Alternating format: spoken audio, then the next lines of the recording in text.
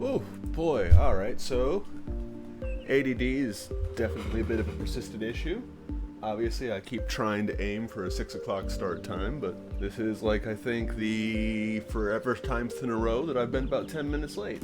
Honestly, as I get better at this process, I can't promise that I'll get better at time because unfortunately the ADD is pretty deeply ingrained into my brain chemistry, and there's really not much I can do about that. I wanted to talk about the Greco-Roman Titans. I guess the Greek ones, because those are the names I'm going to be using. Before I start talking about them, I thought I'd give a brief rundown of my loose understanding of their history, because I can assure you I am no theological expert, just a guy with this old children's book about Greek myths. But, going it over, in the beginning, there seems to be Gaia, the earth, Uranus, the sky. Pontius, the sea, also still exists, but he doesn't really get mentioned until after Uranus does his whole fratricide thing. So I just kind of find it a little bit amusing that he's just chilling around in the beginning while Gaia and Uranus like make doll eyes at each other and eventually end up getting busy and creating the Titans. He's just there. He's just chilling. I want to clarify, Pontus is the sea, not the god of the sea, but like the sea itself, the same way Gaia is the earth itself and Uranus is supposed to be the sky itself. So there's Pontus, just chilling, while Gaia and Uranus like make goo-goo eyes at each other and start their romance, and eventually get busy making Titan. Now, I have no idea what, aesthetics gods are supposed to have. There was a philosopher who said something along the lines of, if cows and sheep could make statues of their gods, they would be cows and sheep, implying that the only reason gods look like humans is because we, humans, were the ones designing the statues of the gods. Which kind of makes sense. When you're designing an all-powerful being, it just comforts you to make that all-powerful being look like you. But never mind all that. Because for Uranus, apparently, aesthetics was a big issue. He wanted his kids to be pretty. He planned on, with his new bride, 6 Titans and 6 Titanesses to be their bride. I guess gods don't have to worry about incest. It's not the same thing for them. They're not exactly mortal coil by any stretch of the imagination. It's not unreasonable that they wouldn't need to worry about things like genetic defects. I mean, my headcanon is that very much like this game, when gods are created upon belief or a prayer, or actually I guess it's one prayer is all that's needed to create a god. If enough people believe in you, you just manifest out of nothingness to sort of answer the prayers and beliefs of the people, devoting that literal willpower to your existence. That's always kind of like a neat concept, and I always thought it was a nice sort of feedback effect of God and godly power, which, obviously plays out in this game by these little rings of power determining how much influence I have over the world around me. Of course, the creature gets to go outside that ring of influence and spread, I guess, my gospel? Where is my creature? I've just realized I have no idea where he is. Oh! He's getting into a fight. Oh, I got distracted by my creature getting into a fight. I was talking about the Titans. Alright, so 12 kids, Kronos not happy. Really wanted them to be like pretty boys. Specifically the boys. He doesn't really mention the girls so much in this particular thing that I was reading. The first set of 3 boys that came out were the Cyclopses. They're sort of famous. They actually have names, which I think is kind of amazing. Thunder, Lightning, and Bolt. I mean, it might be Lightning Bolt, but I just like calling him Bolt. And then they had 3 little brothers that had, and I'm quoting here, 50 heads and 100 arms. Uranus, not pleased with his offspring being, not pretty boys, decides to sweep all the boys away to Tartarus. At this point, I actually think they've already met up with their fellow Titanesses and had a few kids, because the Titan children come into play later. In the meantime, Gaia is super pissed at her husband. Miracle shower. It's oh my god, we had all these plans, we were gonna have these children, and we're gonna raise them together, and you just took half of them and lock them in their room and you say you're gonna like leave them in there forever, which, you know, gods, forever is quite a long time. Like, that's not okay. How dare you do that to my children? And, you know, I don't know how quite that conversation went, but however it went, Uranus didn't let them out of Tartarus. So Gaia basically goes to Tartarus. Hold on, where's my creature? Okay, good, he's coming back home. Gaia basically goes to Tartarus in a, I guess, metaphysical sense, because she's the entire Earth, and Tartarus is under her. So I guess she kind of rolls over. I kind of imagine that Gaia is laying down on top of Pontus, not Proteus, sorry. Just sort of laying down on top of Pontus, who is eventually going to be her second husband, but we haven't gotten to that yet. So sort of laying down on top of this guy, being sandwiched, but Tartarus is supposedly located under Gaia, and she, again, I'm guessing rolls over? So her husband can't hear her, and talks to Tartarus underneath and goes, "Hey, children, can one of you please rise up against your father and, like, stop this heinous bullshit he's doing of just, like, you know, locking away your siblings.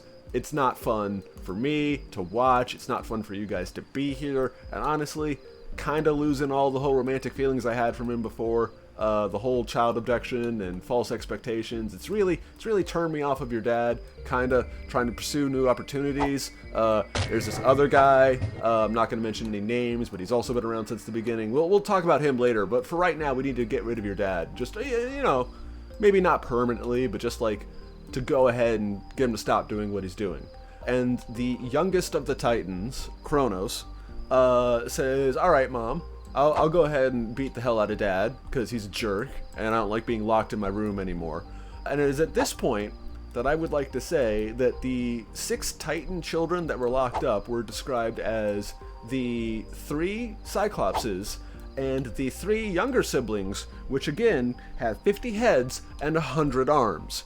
So Kronos, Zeus's dad, must be one of these guys, and therefore must have 50 heads and 100 arms. There's that, I think, famous painting with him and the stone being fed to him. So, not to, you know, completely put his dad to shame, Kronos immediately starts doing the exact same thing as his dad did, which is eating his kids right after they're born. Which I guess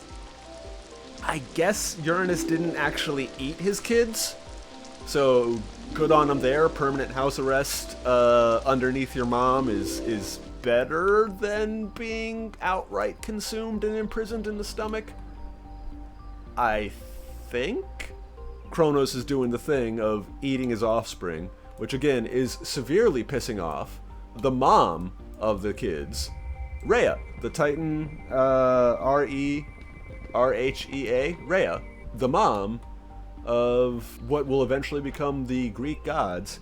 And again, genealogy's a little suspect here, but his sister?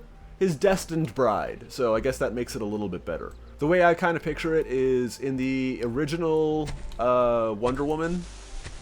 Yes, the DC comic Wonder Woman. She was a doll shaped out of clay given life. And I think in the movie they retconned that as her just not understanding the childbirth process. But at least in the original comic, Wonder Woman also had a sister at the time. I forget the name of the sister because it's been retconned a few times which one, or whether she even has a sister. Ugh, retconning is weird. But very much like Wonder Woman, I always kind of picture the Titanesses were just sort of formed of clay and given life, rather than technically birthed from any other god or Titan. Regardless, Rey goes to her mom, so I guess Gaia, and goes, "Yo, you dealt with your husband, how did you do that?" Gaia said, "Well, I convinced our kids to rise up against their dad." And Rey probably went, "Well, that would sound like a great plan, but, you know, Kronos did that for his dad, so he's well aware of that particular plan, and is doing his best to prevent it by literally eating them as soon as they come into existence." So that's kind of out the window. Gaia goes, "How soon after they come into existence exactly?" And Rhea probably goes like, "Well, there's a couple seconds where I swaddled the baby and then present it to him because he asks for it, and, He looks at it briefly and then quickly gobbles him up, because each time I like say, don't do it, and he's like, I'm not gonna do it, and then he does it. And so, it's this whole thing where he's got to do it very quickly, and I gotta, try and protect my baby. And so far he's convinced me 5 times that I guess 4 times that he's not gonna do it. But I'm getting sick of his shtick, and I don't think I can stop it, because he's, really powerful, and he's got like 50 heads and 100 arms. It's kind of hard to get one over on him. And Gaia goes like, all right. How about this? In the brief moment after you breathe life into existence of this new god, you swaddle up a stone really quick, just really quick. Here, I'll provide the stone. I'll even make it look like your kid, but provide a stone. And then you swaddle up in a blanket and go, here's the new baby. And remember, he's trying to pull one over on you. So he thinks that he's won when you hand him the swaddled baby. So he'll immediately gobble that one up without thinking too much about it and go like, oh, honey shouldn't have trusted me. And you'll go, oh, you. And then you'll take the kid and you'll hide him away. And then that will be the kid that rises up and disposes his father. And then you won't have to deal with him being a prick anymore. As though it's a long process, it'll take a little while for him to raise himself up from being a baby. But that'll be the plan. So Rhea does that. She quickly, right after breathing life and existence to Zeus, swaddles a stone and presents that to Uranus, and then Uranus eats it with one of his 50 heads. And I keep repeating that because I'd like to repeat that he had 50 heads and 100 arms, and somehow most of the artwork depicting Uranus never has that aspect down. Anyway, Zeus is born. Everyone knows that. And the goal, of course, is for Zeus to dispose his father. And of course, he's a young god. And he thinks he's got it, but it's kind of risky trying to take on a guy who already killed one god. Well, sorry, banished? I'm not 100% sure if Uranus is dead, because obviously the sky still exists. I think they just slapped him and said, okay, you're no longer married to mom. And he sort of pouted about it and turned himself over. I mean, because if he's dead, that means the corpse of the sky is continuously laying on top of Gaia, and that's just a little bit too morbid, even for me to sort of just joke about. Gaia, with her new husband, Pontus, has been kicking out kids, and that is the only explanation for what happens next in the lore. What happens next is pretty straightforward. Sick of Kronos' crap, a couple people, I think fairies or earth spirits, a couple people, may have even been Rhea herself, poison his food, causing him, to get weak. And then as he's dealing with the poison food, Zeus rocks in and gut checks him. It's the only thing that I can picture happening, honestly, is Zeus rocks in, gut checks him, and he just vomits all over the place, and out of the vomit springs up Zeus's siblings, the other gods. Seeing that, oh crap, his new children, I guess they were his old children, but his children newly formed, starting to rise up, I'm guessing covered in puke. He kind of sees the writing in the wall and goes okay, nope, this isn't good, I need to get out of here. And this sort of kicks off the war, and this is kind of interesting to me, because I believe Zeus goes to Tartarus and frees the remaining Titans that were locked in there by Uranus, the sky. So, basically, Kronos, got out of Tartarus, which I'm making analogous to being grounded, and then didn't unlock the door for his brothers, kicked his dad's butt, and says, I'm in charge now. Gaia, very excited to move on to her next marriage with her new husband, Pontus, and start popping out new Titans. Didn't notice right away that her darling youngest baby boy with 50 heads and 100 arms sort of slammed the door on his older brothers as he walked out the door of Tartarus.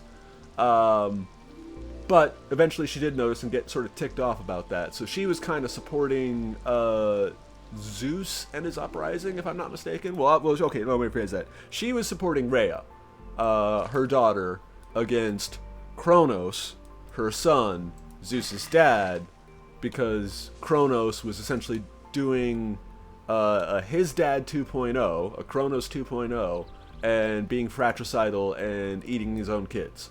And Gaia is like, oh no, I've seen this song and dance and I don't like it. So she supported Rhea in the disposing of him, Kronos. Yeah, I think I got that right. Oof, Greek family issues, man. What can I say? So starts off the War of the Titans. And I say War of the Titans because I would think that after Zeus freed the 3 Cyclopses and Miracle I guess remaining 2 50-headed, 100-armed Titans from Gaia's first marriage. Yeah, so 5 Titans and the 6 Greek Greco-Roman gods that eventually become the Pantheon against the remaining Titans, except for Prometheus and Epithmius? I don't know. Prometheus is the famous one because of the whole fire thing. Apparently 2 Titans switch sides because Prometheus can see the future, which sort of weird because, you know, even though he switched side to the winning side in the Titan War, as we all know, his fate was none too kind to him.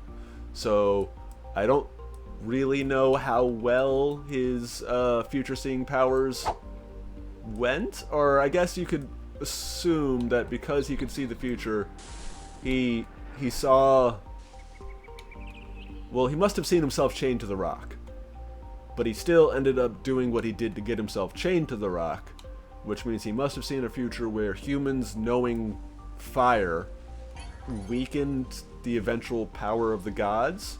Regardless, it sounds like it's 7 Titans and 6 gods against remaining Titans. So the only assumption that I have is that Prometheus and Epithmius were the children of Gaia and Pontus, which I guess Pontus is a being above a Titan. The literal sea. Remember, Pontus is the sea, Uranus is the sky, Gaia is the earth. Pontus would be, at least in theory, equal to the other 2.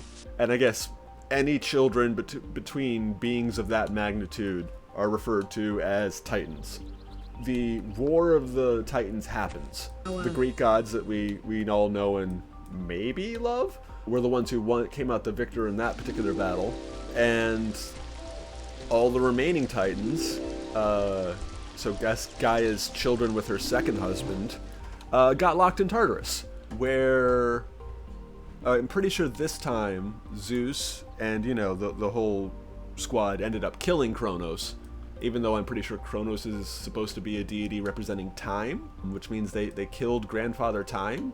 But yeah, so what ends up happening at the end of the Titan War, Zeus ends up locking up all the other Titans, the ones who didn't side with him, Gaia's children from the second marriage, back into Tartarus, where the remaining 2, because remember, Kronos was one of the 50-headed, 100-armed children, the remaining 2 50-headed, 100-armed children of Gaia and Uranus from the first marriage stand as their guards, as the gatekeepers, as like the prison guards. So in a weird way, their entire existence has been around Tartarus. Like, as soon as they woke up, their dad, Uranus, whisked them away into Tartarus. And then they get freed by, God, I guess it would be their nephew Zeus. They go to war with him against their step-siblings. Well, I guess half-siblings. Both step-half-brothers. Win the war, and then end up prison guards at Tartarus against their step half-brothers for the rest of time, which kind of sucks for them. Like, they don't know anything other than Tartarus. Atlas is, by the way, another famous Titan. He was on the losing side, so he is a second-generation Titan that fought against Zeus and lost, and as punishment, they did the whole you gotta hold up the heaven stick. The sort of famous thing what Atlas is known for. Which, yeah, another bit of a bummer there. Anyway, this war in Titans, after being resolved, after seeing, like, the second set of her kids being thrown into Tartarus, just kind of, like, pissed Gaia off.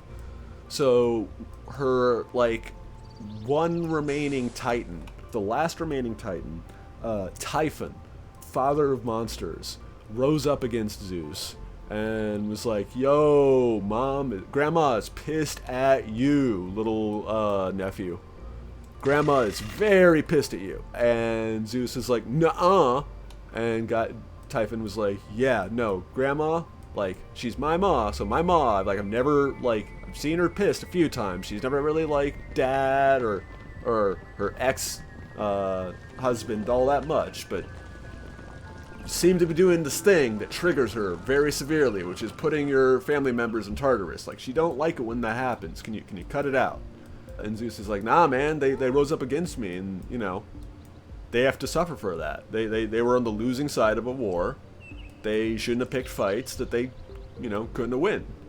Anyway, that argument ensues for a little while, and eventually it comes to blows, and Zeus wins, because, you know, it's just completely high off of the battle of just like, oh man, I've just, you know, whipped my dad's butt, and then I whipped my uncle's butts, and then I threw them all in my dad's grounded room, and yeah, I'm tough crap right now. You know, he's doing pretty good for himself, and riding that, you know, that buff, that sort of feel-good energy, he definitely kicked the last Titan's butt and sent him packing back into Tartarus.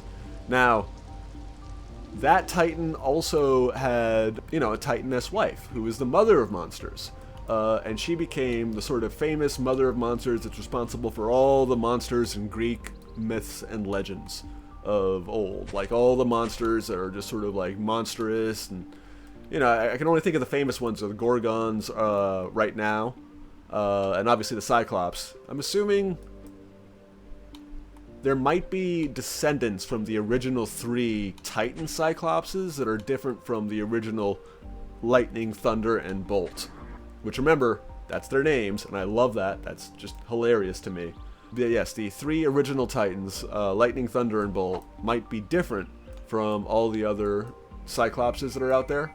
I got distracted. I got completely distracted. Oh, right, so the mother of monsters. The mother of the remaining monsters. So what got me is the mother of monsters' name. The great mother of monsters, responsible for all the monsters that you encounter in these Greek myths and fairy tales. Her name? Echidna. Yes, like Knuckles. Knuckles the Echidna. She is Echidna, the mother of monsters. But that is the story of the Titan War, I guess would be a nice way of putting it. And that's based on my loose interpretation of a children's book that I had,